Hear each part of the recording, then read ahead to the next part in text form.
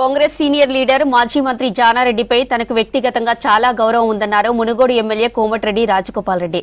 ప్రస్తుతం జానారెడ్డి గురించి తాను ఎక్కువగా మాట్లాడనని చెప్పారు. మంత్రి పదవి విషయంలో అధిష్టానం పెద్దలకు లెటర్ ఇవ్వకుంటే బాగుండేదని చౌటుప్పల్లో తాను చెప్పానన్నారు.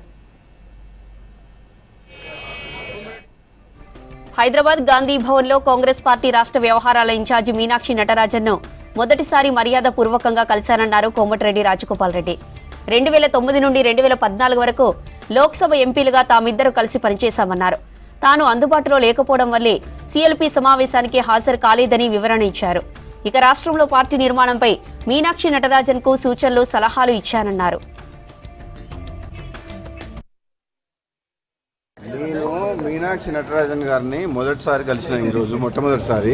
అంతకుముందు 2 సార్లు మీటింగ్ అప్పుడు నేను హైదరాబాద్లో లేకపోవడం వల్ల కలవలేకపోయినా ఈరోజు ఫోన్ చేసి ఇక్కడ ఉన్నారని దేవగానే వచ్చి మామూలుగా మర్యాదగా కలిసిన. మీనాక్షి నటరాజన్ గారు నాతో పాటు 2009 నుంచి 14 వరకు మెంబర్ ఆఫ్ పార్లమెంట్గా మేము ఇద్దరం కలిసి పార్లమెంట్ సభ్యులుగా ఉన్నాం కాబట్టి మన ఇన్ఛార్జ్కి వచ్చిన తర్వాత ఒకసారి కూడా కలవలేదు. కానీ మామూలు కలిసి పార్టీ నిర్మాణం గురించి ఇన్ఛార్జీలు ఎవరెవరు నేస్తారు జిల్లాల వారిగా అవన్నీ విషయాలు చెప్పింది. మంచిగా పార్టీని రివైవ్ చేయాలి, పార్టీని ఇంకా స్ట్రాంగ్ చేద్దాం, లోకల్ బాడీ ఎలక్షన్స్ వచ్చే లోపల కాంగ్రెస్ పార్టీని ఇంకా బలోపేతం తయారు చేయాలనే దాని మీద నా సలహాలు సూచనలు చెప్పిన. తప్పకుండా యాక్టివ్గా నన్ను కూడా ఇన్వాల్వ్ అమ్మన్నది. రేపు జిహెచ్ఎంసీ ఎన్నికల్లో కానీ ఫ్యూచర్లో కానీ కాంగ్రెస్ పార్టీలో యాక్టివ్గా పనిచేయాలని చెప్పి నిర్ణయం చేసుకున్నాం. అంతే.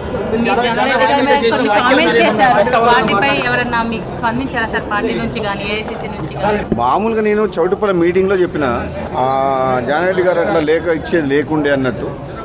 అంతే తప్పితే నేను వ్యక్తిగతంగా నేను అతను జానారెడ్డి గారు అంటే నాకు చాలా గౌరవం ఉంది. మా జిల్లా నాయకుడు కాబట్టి నేను ఎక్కువ మాట్లాడదలుచుకోలేదు. ఆయన అంటే మాకు గౌరవం ఉంది, ఆ రోజు ఇచ్చేది లేకుండే అని చెప్పిన.